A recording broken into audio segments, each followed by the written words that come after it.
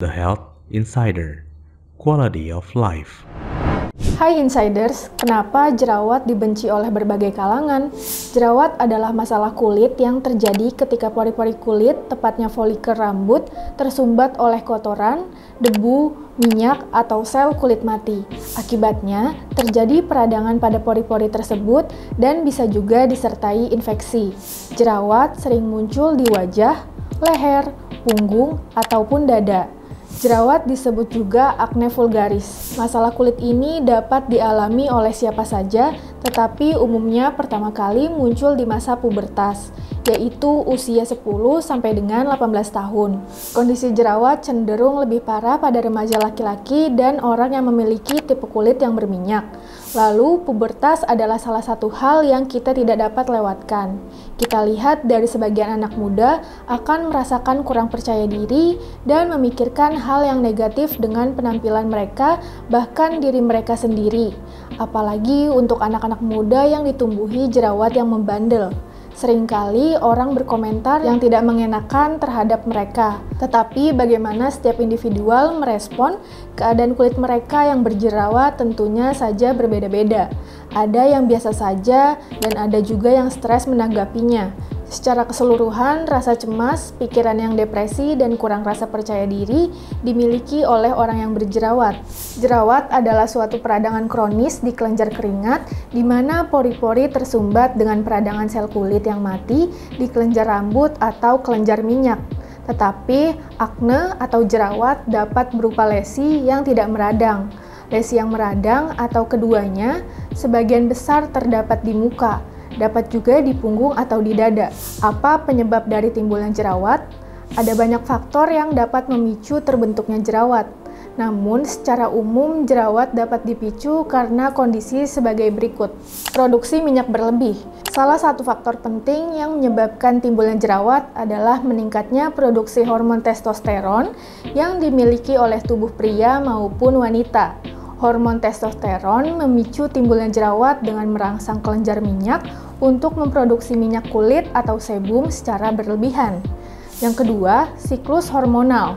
Setiap orang tentu akan melewati masa pergantian siklus hormonal, khususnya saat memasuki usia pubertas. Saat hal ini berlangsung, produksi hormon dapat merangsang produksi minyak berlebih. Selain itu, siklus hormonal juga terjadi pada masa menstruasi wanita. Yang ketiga, faktor genetik. Faktor keturunan juga dapat menjadi penyebab jerawat. Artinya, jika salah satu orang tua memiliki masalah jerawat, maka anaknya juga memiliki resiko mengalami hal yang sama.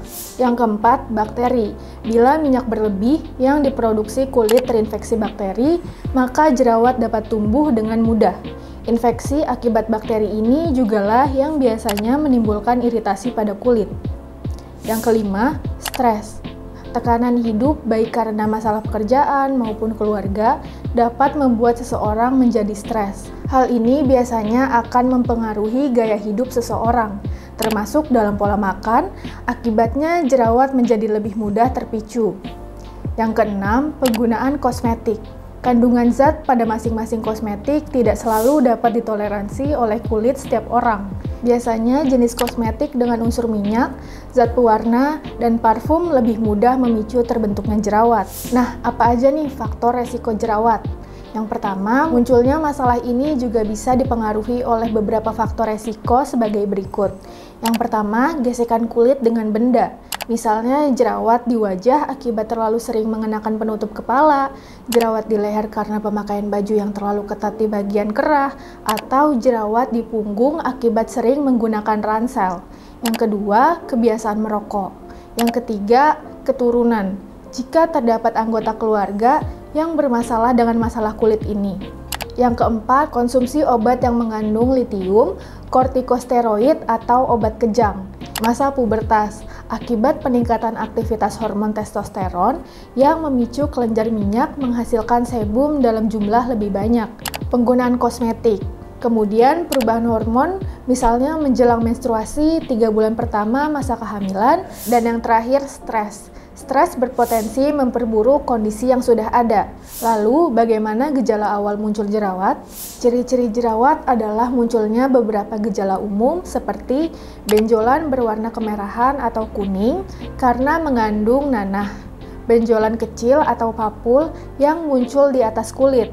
Selanjutnya, sensasi panas atau terbakar akibat adanya peradangan, dan yang terakhir timbul rasa gatal pada benjolan.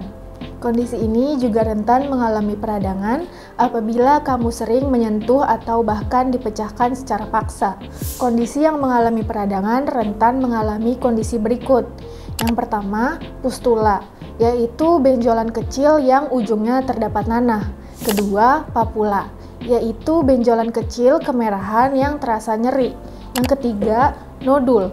Nodul adalah benjolan keras yang terbentuk di bawah permukaan kulit dan dapat terasa nyeri.